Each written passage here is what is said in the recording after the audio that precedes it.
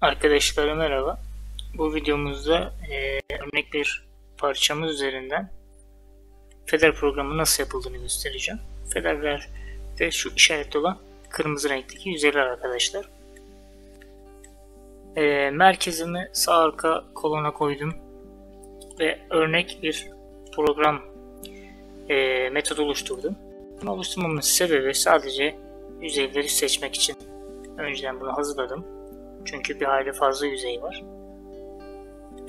O yüzden bu şekilde bir yöntem buldum arkadaşlar. Yapacağımız şeyler bu kanalın finişi ve yaptığım bir programı diğerlerine entegre etmek. Şu programa çift tıkladım. Specific Part kısmından parçamı seçtim.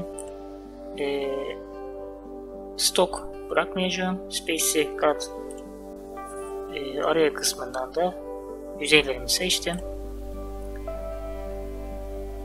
Fit and Speed bölümünden devir ve ilerlemelerimi veriyorum. 12.000 devir, 1200 ilerleme. Cut Levels bölümünden işte 10'da birlik bir pas veriyorum. Başlangıç noktam, bitiş noktam burası olsun diyorum. Ve main bölümünden takım oluşturmayı es geçtik.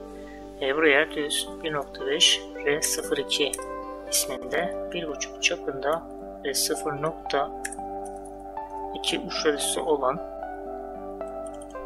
8 helisli 15 mm'den bağladım. Hatta 20 mm'den bağladım. 4 ağızlı ve 22'lik tutucu kullandım. Açısı olmasın. Onayladım. Tabii bu kısımda atladığımız bir nokta var. Tool kısmından işte kaç numaraya bağladım? 2 numaraya bağladım. Haşımda 2. Giriş çıkış ayarlarına bakalım. Engage bölümünden kapalı alanı kapattık. Arka olsun. Trim'i iptal ettik. Yükseklik yani bir sonraki geçişteki 1 milimetrelik geçişini sıfıra çektim. Sıfırından geçiş yapsın ama direkt geçiş yapsın. Onun haricinde strateji bölümünden eksentlerimi açıyorum ama eksentim çok böyle sapma yapmasın diye sarkmalardan %40 açılsın. Tabanlarımı da geçsin. Tabanlarımı nasıl geçsin? Onda bir pasa verdim. Onda bir şeklinde geçsin. Aynısı olsun. Şu kısımdan rampalama açısı işte 0.3 bir rampalama açısı yapsın diyorum. Ve programı hesaplayacağım. Feder programlarının hesaplama süreleri biraz fazladır arkadaşlar. Şu an tek bir yüzey, tek bir bölümü seçtiğim için çok fazla sürmedi ama 4 bölümü seçmiş olsaydım bir hayli bekleteceğimden eminim. Hatta bu hesaplaması yapılırsa ben videoyu duraklatayım. Bitince tekrardan devam ederiz. Hesaplaması bitti arkadaşlar. Bakıyoruz. Örnek olarak çok fazla kalkış yapıyor. Strateji bölümünden şu kısmı the first always diyerekten yani bir duvarı bitirsen hani buradaki gibi diğer duvara geçsin diyoruz. Bir bunu hesaplasın. Daha hoş bir takım yolu elde edersek bu şekilde ilerleriz. Hesaplaması bitti arkadaşlar. Evet. Daha az kalkışı olan takım yolumuzu elde ettik. Şimdi yapmamız gereken ilk öncelik bu takımımızı yani programımızı GoCheck bölümünün kontrol edilmesini yapalım. GoCheck bölümümüz aktif etmek adına şu kısımdan seçelim arkadaşlar. Muhtemelen hepsi seçili. O yüzden arka bölümlere kalıyor. Metot. Bunların hepsini kapatalım.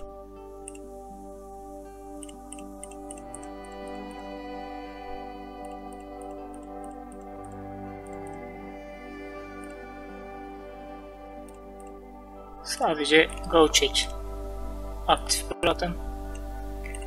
İlk yaptığım zaman programı bu şekilde çarpı işareti yapılıyor. Programa sağ tuşladım. Toolpad check dediğim zaman bu şekilde bir menümüz geliyor arkadaşlar. Tabii parçamıza küçük tanıtma yapmadığımız için şu seçeneği iptal edeceğiz. Ondan sonra bakacağız. Evet. Set Level operasyona tıkladığımız zaman takım yolundaki bütün takım yolu yemyeşil. Eğer kırmızılık olduğu zaman, yani bir binme olduğu zaman bu takım yolları kırmızı bir şekilde burada mevcut oluyor arkadaşlar. Bunu onayladım. Şimdi bu programımızı diğerlerine entegre edeceğiz. Sağ tuşladım. Object Transform, işte Rotate dedim.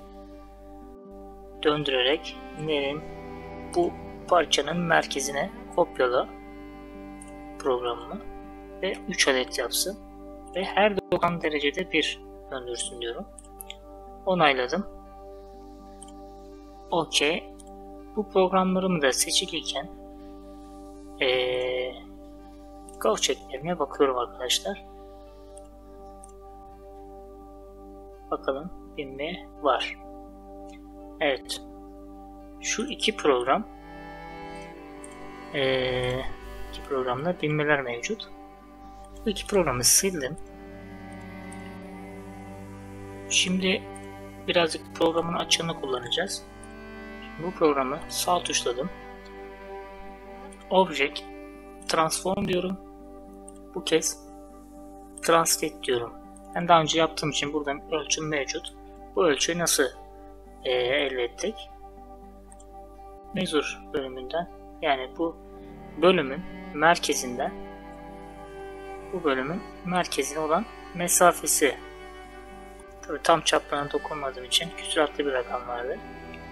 Tekrardan bir deneyelim. 159.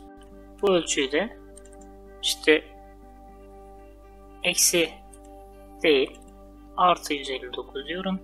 Buranın sağında olduğu için. Ve bir tane diyorum. OK dedim. Ve bir tane sağına kopyalamış oldu. Bunu sağ tuşladım. Toolpad check dedim. Tekrardan onayladım. Ve görmüş olduğunuz gibi artık bu bölümdeki takım yolunda yeşil. Aynı şekil bu program üzerinde de aynı şekilde yapacağım. Object Transform, bu kez eksi 159 OK dedim. Aynı şekilde bunda da Toolpad check diyorum. IPV'yi iptal ettim. Onayladım ve bu da tamamdır. Peki ben bu transformu nasıl sileceğim derseniz sağ tuşladım. Object Delete Transform derseniz artık transformu silinmiş. Yani hangi programdan edildiyse en baştaki programa geçiş yapıyor arkadaşlar. Feder programımız kısaca bu şekilde. Bir sonraki videoda görüşmek üzere. Hoşça kalın.